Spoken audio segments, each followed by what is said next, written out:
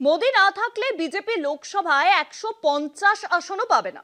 বিস্ফোরক উক্তি গেরুয়া সাংসদ নিশিকান্ত দুবে। এখানেই তিনি থামেননি, বলেছেন 2029-এর ভোটেও মোদির নেতৃত্বে লড়তে হবে বিজেপিকে। আরএসএস প্রধান মোহন ভাগবত সম্প্রতি বলেছিলেন যে অন্যদের জন্য জায়গা করে দেওয়ার জন্য নেতাদের 75 বছর বয়সের পর পদত্যাগ করা উচিত। সেপ্টেম্বরে নরেন্দ্র মোদি 75-এ পা দেবেন। ভাগবত কি মোদীকে ইঙ্গিত করে একথা বলেছেন? সংঘ প্রধানকে কি জবাব দিলেন দুবে? উঠছে প্রশ্ন। বিশ্বের বৃহত্তম দল বলে দাবি করা বিজেপিতে কি একটাই পোস্ট আর বাকি সব ল্যাম্প পোস্ট? প্রধানমন্ত্রী নরেন্দ্র মোদীর অবসর প্রসঙ্গে মুখ খুলে গেরুয়া সাংসদ নিশিকান্ত দুবে যা বললেন তার মানে দাঁড়ায় এটাই। কি বলছেন নিশিকান্ত?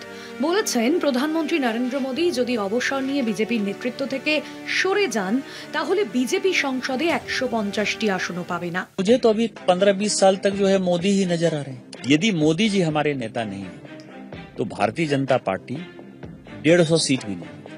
2029 चुनाव भी भारतीय जनता पार्टी की मजबूरी है कि मोदी जी के नेतृत्व में ही लड़ना पड़ेगा। প্রধানমন্ত্রী হওয়ার ক্ষেত্রে বয়স কোনো বাধা নয় বলে মন্তব্য করে নিশিকান্ত দুবে মোরারজি দেশাইয়ের উদাহরণ দেন।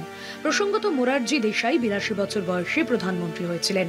এই মুহূর্তে লোকসভায় বিজেপির দখলে 240টি আসন রয়েছে, গত লোকসভার থেকে অনেকটাই কম। নিশিকান্তের কথায় এই 240টি আসনও এসেছে মোদির জন্য।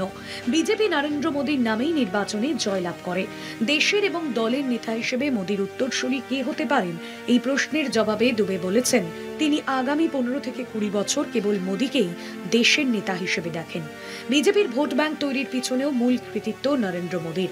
তাঁর কথায় 2014 সালে মোদী ক্ষমতায় আসার পর বিজেপি এমন একটি ভোট ব্যাংক তৈরি করেছে যা কোনোদিনই সম্ভব ছিল না মোদী না থাকলে।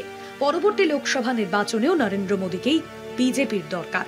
তার কথায় বিজেপির মজবুরি যে 2029 সালে নির্বাচনেও মোদীর নেতৃত্বেই প্রতিদ্বন্দ্বিতা করতে হবে। সাধারণ মানুষ এবং দলের কর্মীদের প্রয়োজন মোদীকে।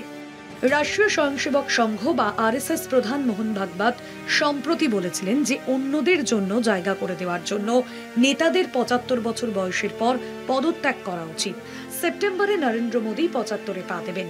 ভাগবত কি মোদীকে ইঙ্গিত করেই একথা বলেছেন? এই বিতর্কের মাঝে উঠে এলো বিজেপি সাংসদ নিশিকান্ত দুবের এই মোদী স্তুতি। রাজনৈতিক মহলে জল্পনা, নিশিকান্ত দুবে কি আরএসএস প্রধানকে মুখের মতো জবাব দেওয়ার কাজটা করলেন? কলকাতা টিভি।